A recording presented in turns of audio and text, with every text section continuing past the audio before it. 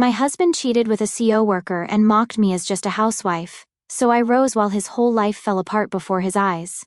I used to think that love meant enduring everything, sacrificing without question, and trusting blindly, until I discovered that my husband didn't just betray me, he despised me for it. My name is Isabel Carter. I'm 34 years old, and this is the story of how I learned that sometimes the greatest act of love is walking away.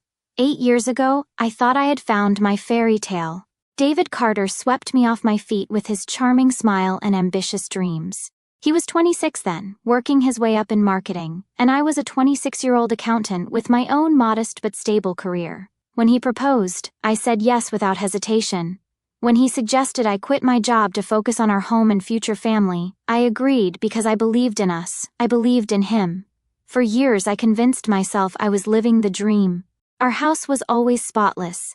Dinner was always ready when David came home, and I managed every detail of our life so he could focus on climbing the corporate ladder. I watched him get promotion after promotion, becoming the head of marketing at a tech company, while I became, what? A shadow of who I used to be, I suppose. But I told myself it was worth it. We were building something together. The first crack in my perfect world appeared 6 months ago, though I didn't recognize it then.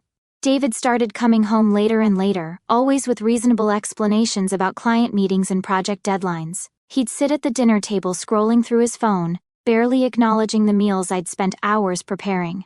When I tried to start conversations about our day, he'd give me distracted one-word answers before disappearing into his home office. "You wouldn't understand the pressure I'm under," he'd say whenever I expressed concern about his distance. "This job is complicated. It's not like, well, it's not like what you do." What I did? As if managing our entire household, our finances, our social calendar, and our life was nothing. As if the 8 years I'd spent supporting his dreams while mine gathered dust was just existing. The second crack came when I noticed how he'd guard his phone, taking it with him even to the bathroom. How he'd suddenly developed a passionate interest in working out, buying new clothes, and staying late at the office for team-building exercises I was never invited to hear about in detail. When I asked about his day, his stories became vague, contradictory. But the crack that shattered everything happened on a Tuesday morning in March. David had rushed out for work, forgetting his phone on the kitchen counter, something that never happened. When it buzzed with a text notification, I glanced at it instinctively. The preview showed a message from Sarah M. with a heart emoji. "Can't wait to see you tonight, handsome. Wear that cologne I love." My hands started shaking. I knew Sarah Marshall. She was one of David's colleagues, a 28-year-old marketing coordinator who joined the company about 8 months ago. David had mentioned her in passing, describing her as ambitious and really sharp. I'd even met her at the company Christmas party, where she'd been friendly but kept finding excuses to touch David's arm during conversations. I stared at that message for what felt like hours but was probably only minutes. My rational mind tried to find innocent explanations, but my gut knew better. When David called the house phone frantically asking if he'd left his phone behind, I lied and said I hadn't seen it. After he hung up, I did something I never thought I'd do. I looked through his messages. What I found destroyed me. Months of intimate conversations, photos I won't describe, plans for secret meetings. But worse than the evidence of their physical relationship were the things he said about me. "She doesn't even work," he'd written to Sarah. "Just sits at home all day." I don't know why I ever thought that was attractive. In another message, "You're so different from her. You have goals, ambition. You actually contribute something to the world." I sat on our kitchen floor, surrounded by the breakfast dishes I'd washed and the lunch I'd packed for him, reading about how worthless my husband thought I was. The woman who'd given up her career for him, who'd made his success possible by handling everything else in his life, was nothing more than a burden in his eyes. When David came home that evening, I was waiting in the living room with his phone in my hands. He saw my face and knew immediately that his secret was over. "Isabel, I can explain," he started, but I held up my hand. "How long?" I asked quietly. "It's not what you think." "How long, David?" He sat down heavily, running his hands through his hair. 6 months, he admitted. "But it just happened, okay? It wasn't planned. Sarah and we work together, we have things in common. Things you don't have with me. That's not what I meant. Isn't it?" I stood up, surprised by how calm my voice sounded. "Because I read your messages, David. I read what you really think about me, about our marriage, about the life I've built for us. His face flushed red. You had no right to go through my phone. I had no right? The calm cracked slightly. I had no right to discover that my husband thinks I'm a worthless leech who contributes nothing to the world? I never said that. You said I don't work. You said you don't know why you ever found it attractive that I stay home. You told another woman that she's everything I'm not. My voice was getting louder now. Do you have any idea what I gave up for you? I had a career. I had prospects. I had a life outside of this house, outside of taking care of you. David's expression shifted from guilt to something harder, more defensive. Oh, please. Your little accounting job? You were barely making $30,000 a year. I make 6 figures now, Isabel. 6 figures. Everything we have, this house, this lifestyle, that's because of me, because of my work. Work that you could focus on because I handled everything else. Handled what? Grocery shopping? Cooking dinner? That's not a career, that's just basic adult stuff. Sarah works a full-time job and still manages to take care of herself. She doesn't need someone else to pay her way through life. The words hit me like physical blows. This was what he really thought. Not just now, in the heat of being caught, but probably for years. I was looking at a man who saw me as a parasite, who'd forgotten that I'd chosen to support his dreams instead of pursuing my own. Get out, I whispered. What? Get out of this house, tonight. Go stay with Sarah, or your parents, or a hotel. I don't care. But I can't look at you right now. David laughed, actually laughed. You're being ridiculous. This is my house too. More mine than yours, if we're being honest about who pays the mortgage. You can't just kick me out because you're upset about a few text messages. A few text messages? I stared at him in disbelief. You're in love with another woman. You've been lying to me for months. And you just told me that you think I'm a worthless burden on your life. Those aren't a few text messages, David. That's the end of our marriage. Don't be dramatic. Look, the thing with Sarah. It's complicated, but it doesn't have to end us. We can work through this, go to counseling or whatever. But you're overreacting. Overreacting. I repeated the word slowly. I'm overreacting to discovering that my husband of 8 years is cheating on me and thinks I'm garbage. I never said you were garbage. You didn't have to. That night, David didn't leave.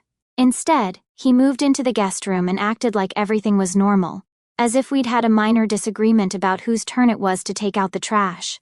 He went to work the next morning whistling, kissed my forehead like nothing had changed, and told me he'd be working late again. I knew he was seeing her. For 3 days I walked around our house like a ghost, trying to process what my life had become. I looked at the wedding photos on our mantle, the vacation pictures on the refrigerator, the carefully decorated rooms I'd spent years perfecting, and felt like I was seeing someone else's life. Who was this woman who'd given up everything for a man who didn't even respect her? On the 4th day I called my old boss at Henderson and Associates. Isabel. What a surprise, Margaret Henderson said warmly. How are you? How's married life treating you? Actually, that's why I'm calling. Are you still looking for experienced accountants? There was a pause. Are you thinking of coming back to work? I'm thinking of coming back to life. That phone call was the first step in what I now think of as my resurrection. Margaret was thrilled to have me back. Apparently, good accountants were harder to find than good husbands. She offered me a position that started at $45,000 a year, with room for growth. It wasn't the 6 figures David was so proud of, but it was mine. The second step was calling Linda Morrison, the best divorce attorney in the city. I'd heard about her from a friend who'd gone through a messy split 5 years earlier. Linda had a reputation for being thorough, tough, and absolutely ruthless when it came to protecting her clients' interests. Mrs. Carter, Linda said during our consultation, I need you to understand something. Divorce isn't just about ending a marriage. It's about untangling a financial partnership. And in your case, that's going to be complicated. You've been out of the workforce for 8 years. You have no recent work history, no retirement savings in your name, no credit established independently. Legally, that actually works in your favor. How so? You sacrificed your earning potential to support his career growth. The court recognizes that contribution. Plus, if we can prove adultery, she raised an eyebrow. Do you have evidence? I showed her the screenshots I'd taken of David's messages. Linda's smile was sharp as a blade. Oh, we can work with this. The third step was the hardest. Telling my parents and David's parents what was happening. I'd been dreading this conversation for weeks, but Linda had advised me to control the narrative before David had a chance to spin the story in his favor. I planned it carefully. Sunday dinner at our house, like we'd done countless times before. David's parents, Robert and Patricia Carter, were formal people who valued appearance and reputation above almost everything else. My parents, Mike and Susan Brooks, were warmer but traditional in their own way. All four of them adored David and had spent years praising me for being such a supportive wife. David came home from what I knew was an afternoon with Sarah, looking relaxed and happy in a way that made my stomach turn. He kissed my cheek while I was setting the table and complimented the roast I'd prepared. "Smells amazing, babe. You really outdid yourself." I almost laughed at the casual affection, the easy assumption that nothing had changed, that I would continue playing the role of devoted wife while he played house with his girlfriend. Dinner conversation flowed normally at first. Robert talked about his golf game. Patricia mentioned her book club. My mother shared updates about my sister's new baby. David regaled everyone with stories from work, carefully editing out any mention of Sarah, I'm sure. "David's doing so well at the company," Patricia said proudly. "We're so lucky Isabel is there to support him at home. Not every man has a wife willing to sacrifice her own career for the family's success." "That's right," my father agreed. "Takes a special kind of partnership." David squeezed my hand across the table. "I'm very lucky," he said, looking right at me with those same eyes that had told another woman I was worthless. I took a deep breath. "Actually, I need to tell you all something." The table went quiet. David's hand tightened on mine, probably sensing danger. "David and I are getting divorced." The silence that followed was deafening. Patricia dropped her fork. My mother gasped. Robert's face went completely blank, and my father leaned forward like he hadn't heard correctly. "What?" Patricia whispered. "I filed for divorce," I continued, my voice steady despite the pounding of my heart. "David has been having an affair with a coworker for the past 6 months. "Isabel," David said sharply, "we don't need to." "Her name is Sarah Marshall," I continued, ignoring him. "She's 28 years old and works in David's department. They've been meeting in hotels, exchanging intimate messages, and planning a future together." "That's enough," David snapped, but his father held up a hand. "Let her finish," Robert said quietly, his voice deadly calm. "I have screenshots of their conversations," I said, pulling out my phone. I'd prepared for this moment, selecting the most damning messages that were still appropriate to share with parents. Messages where David tells her that I don't contribute anything to our marriage, that he doesn't know why he ever found it attractive that I stay home, that she's everything I'm not. I read a few selected quotes, watching the faces around the table grow pale with shock and, in David's parents' case, obvious disappointment. David also told Sarah that I'm basically a burden, that I just sit at home all day and don't understand the pressure of real work. I looked directly at my husband who was staring at his plate. "So I wanted you all to know that I'm going back to work. I start at Henderson and Associates next month. And I wanted you to understand why this marriage is ending." The explosion that followed was unlike anything I'd ever witnessed in 8 years of polite family dinners. Patricia started crying, demanding to know how David could do such a thing. My mother was furious, asking how long I'd known and why I hadn't told her sooner. My father looked like he wanted to punch something, and Robert just stared at his son with an expression of complete disgust. "Is this true?" Robert asked David. "Dad, it's complicated. Is it true?" David's shoulders sagged. "Yes, but..." "There's no but," Patricia said through her tears. "There's no excuse for this. Isabel has been nothing but good to you, and this is how you repay her? She's been spying on me, going through my private messages, because you were cheating," my mother snapped. "What did you expect?" The argument continued for another hour, with David trying desperately to minimize what he'd done while everyone else struggled to process the betrayal. I sat quietly through most of it, feeling strangely detached from the chaos I'd unleashed. This was necessary. These people needed to know who David really was before he had a chance to paint me as the villain in our story. When the evening finally ended, both sets of parents left shaken and disappointed. David and I were alone in our kitchen, surrounded by dirty dishes and the ruins of our facade. "Are you happy now?" he asked bitterly. "You've humiliated me in front of our families." I told them the truth. "You destroyed everything." My relationship with my parents, your relationship with my parents, you destroyed it, I interrupted. The moment you decided I wasn't worth being faithful to. The moment you decided I was worthless. I never said you were worthless. You said I contribute nothing. You said I just sit at home all day. You said you didn't know why you ever found it attractive that I support your career. I started loading dishes into the dishwasher with sharp, angry movements. If that's not calling someone worthless, what is? I was venting to Sarah. I was frustrated and I said things I didn't mean. Which things didn't you mean, David? That you love her or that you hate me? He didn't answer, which was an answer in itself. The next few weeks passed in a blur of legal meetings, paperwork, and cold silence. David moved into the guest room permanently, and we lived like hostile roommates, sharing a space neither of us wanted to leave. He kept trying to convince me to reconsider, alternating between apologies and accusations. You're making a huge mistake, he told me one morning as I got ready for my first day back at work. You think you can just start over at 34? You think anyone else is going to want you after this? I looked at him in the bathroom mirror, this man I'd loved for so many years, and felt nothing but pity. I'd rather be alone than be with someone who makes me feel alone. My return to Henderson and Associates was like waking up from a long, strange dream. I'd forgotten how good it felt to solve problems, to use my brain for something beyond meal planning and social calendars. Margaret started me on smaller accounts while I got my bearings, but within 2 weeks, I was handling complex audits and loving every minute of it. You haven't lost a step, Margaret told me during my first month review. If anything, you're more focused than you were before. More determined. I have something to prove, I said. To who? To myself. At home, David's behavior became increasingly erratic as the reality of our divorce proceedings set in. Linda hadn't been kidding when she said the evidence of adultery would work in our favor. Virginia's divorce laws were clear about how marital misconduct affected asset division. And David was facing the prospect of losing far more than he'd anticipated. This is insane. He raged after meeting with his own lawyer. She wants half of everything, plus alimony? She hasn't worked in 8 years. Because she was supporting your career, Linda replied coolly during one of our joint meetings. Mrs. Carter sacrificed her own earning potential to enable Mr. Carter's professional success.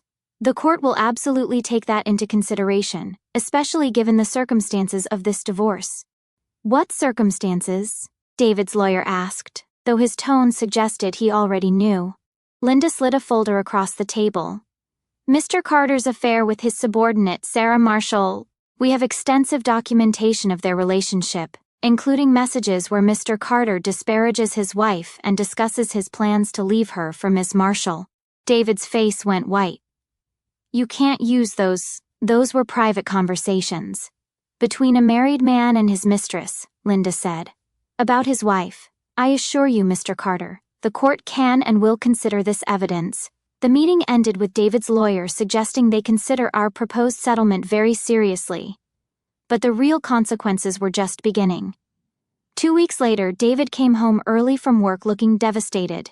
I was in the kitchen preparing dinner, a habit I couldn't seem to break despite everything, when he slumped into a chair at our table. They fired me, he said quietly. I set down the wooden spoon I'd been using to stir pasta sauce. What? HR called me in today. Someone sent them copies of the messages between Sarah and me. They're calling it inappropriate conduct with a subordinate and unprofessional behavior reflecting poorly on company values. He looked up at me with hollow eyes. They fired both of us. I felt a moment of satisfaction so sharp it almost scared me. Then, surprisingly, a flicker of sympathy. Who sent them the messages? I don't know. Could have been anyone who knew about us. He laughed bitterly. Probably multiple people. Apparently we weren't as discreet as we thought. I later learned from Margaret, who had connections throughout the local business community, that David's own colleagues had reported him. Turns out that while he'd been busy disparaging me to Sarah, he'd also been treating his coworkers poorly, taking credit for their work, and generally making himself unpopular. When the affair came to light, they saw an opportunity to get rid of someone who'd made their work lives miserable. Karma's a bitch, Margaret said when she told me. But sometimes she's exactly the bitch you need. David's job loss changed everything about our divorce proceedings. Instead of fighting over assets, he was suddenly desperate to hold on to anything he could. Instead of demanding I accept a minimal settlement, He was begging me to be reasonable about alimony payments he could no longer afford. "Isabel, please," he said one evening, finding me in the living room going over legal documents. "We can work this out without destroying each other. I know I screwed up, but this is ruining both our lives." "Both our lives?" I looked up from the papers. "I have a job I love, David. I have my self-respect back. I have a future that doesn't depend on someone who thinks I'm worthless. How exactly is this ruining my life? You're taking everything from me. I'm taking what I'm legally entitled to after 8 years of marriage, what I'm entitled to after sacrificing my career to support yours, what I'm entitled to after being cheated on and humiliated." I stood up. "You made choices, David. These are the consequences. I made a mistake, one mistake, and you're going to destroy my entire life over it? One mistake?" I stared at him. "You had an affair for 6 months. You lied to me every single day. You told another woman that I was worthless while I was home cooking your meals and managing your life. That's not one mistake, that's a pattern of choices you made every single day." He was quiet for a long moment. "Then, what about Sarah? What about her? Did you send those messages to HR?" I could have lied. Part of me was tempted to take credit for the beautiful justice of his downfall. But the truth was simpler and, in its own way, more satisfying. "I didn't have to," I said. "You destroyed your own reputation, David. You treated people poorly, you were unprofessional, and you were careless about hiding your affair. I didn't ruin your life. You did." The final divorce hearing was held on a gray October morning.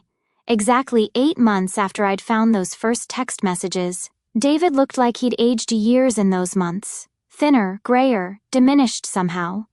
Sarah wasn't there, of course. I'd heard through Margaret's network that she'd moved back to her hometown after being fired, her own career prospects in the city pretty much destroyed.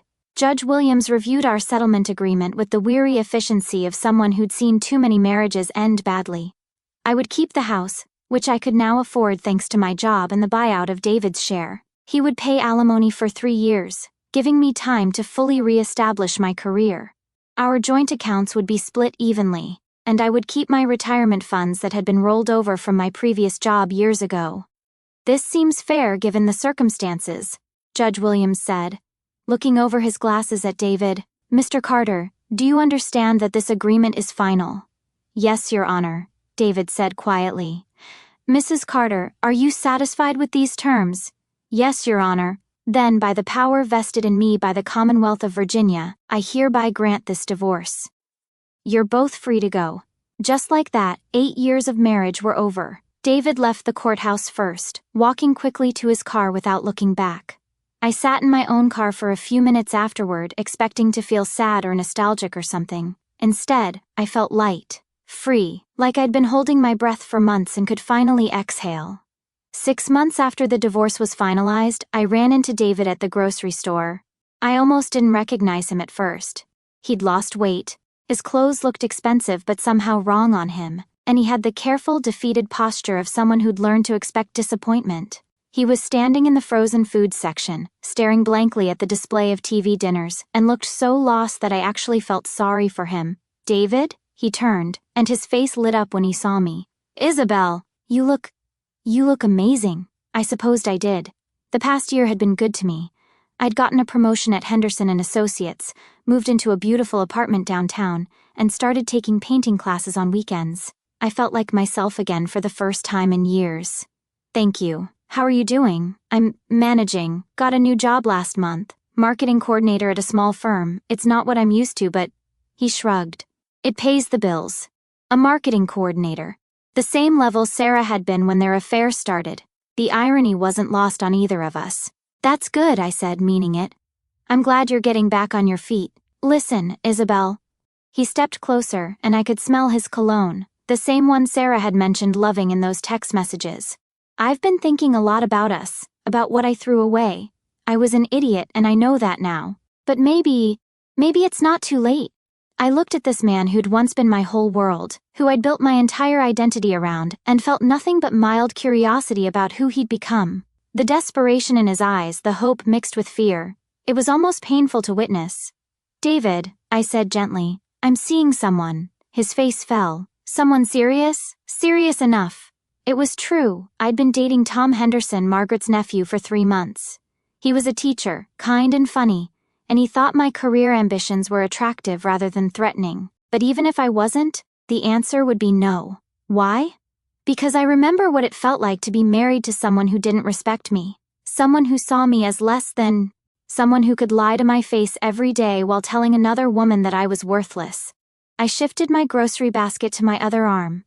I remember what it felt like to be small in my own life, David. I'll never feel that way again. I've changed, he said urgently. Losing everything, losing you. It taught me what really matters. I know how wrong I was about everything. I believe you probably have changed. And I hope you find someone who makes you happy. I started to walk away, then turned back. But that someone isn't me. Not because I can't forgive you, but because I finally learned to forgive myself. For what? For thinking I deserved so little that I was grateful for scraps of affection from someone who didn't even like me very much. I left him standing there among the frozen dinners and drove home to my bright, clean apartment, where no one questioned my worth, or made me feel like I had to earn my place in my own life. That night, I called my sister Rebecca to tell her about running into David. "How did it feel?" she asked. "Like seeing a stranger," I said honestly. "Like looking at someone I used to know a long time ago." "Do you think he really has changed?" I considered this while I watered the plants I'd started keeping, something David had never allowed because he said they made the house look cluttered. Maybe, but it doesn't matter, does it? I'm not the same person who married him. I'm not even the same person who divorced him. Who are you now? I looked around my apartment, at the easel in the corner where I'd been working on a painting of the Virginia mountains, at the stack of accounting textbooks I was using to study for my CPA certification, at the photos of friends and family who'd supported me through the hardest year of my life. "I'm someone who knows the difference between being loved and being needed," I said. "I'm someone who won't shrink herself to fit into someone else's idea of what she should be. I'm someone who finally learned that the right person will never make you feel grateful just for being chosen. And if David had learned that lesson while you were still married, then maybe things would have been different. But he didn't learn it until he lost everything.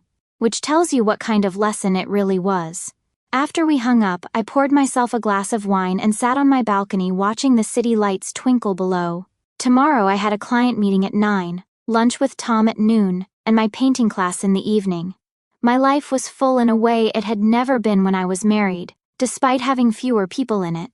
I thought about the woman I'd been 2 years ago, desperate to please, afraid to ask for too much, convinced that love meant accepting whatever treatment someone was willing to give. She felt like a character from a book I'd read long ago, someone I remembered fondly but couldn't quite relate to anymore. The funny thing about hitting rock bottom is that you finally stop being afraid of falling when the worst thing you can imagine, being alone, being unwanted, being seen as worthless, actually happens. You discover it's not the end of the world, it's just the end of the world you knew. And sometimes that world needed to end. I raised my wine glass to the night sky in a small toast to the woman who'd had the courage to stop accepting less than she deserved. To the woman who'd learned that being alone with someone who loved her was infinitely better than being lonely with someone who didn't. "Here's to second chances," I said aloud, and to finally understanding that I deserved a first chance all along. The city stretched out below me, full of possibilities I was finally brave enough to explore. Tomorrow would bring new challenges, new opportunities, new chances to choose myself over comfort, truth over convenience, growth over stagnation. I was 35 years old, newly divorced, and starting over from scratch. And for the first time in 8 years, I couldn't wait to see what came next. Because I'd learned the most important lesson of all, that love, real love, never asks you to become smaller. It challenges you to become more yourself, not less. And anyone who can't see your worth doesn't deserve the privilege of your presence in their life. The woman who'd accepted scraps was gone. In her place was someone who knew she deserved the whole feast, and who was finally brave enough to walk away from any table where she wasn't being fed.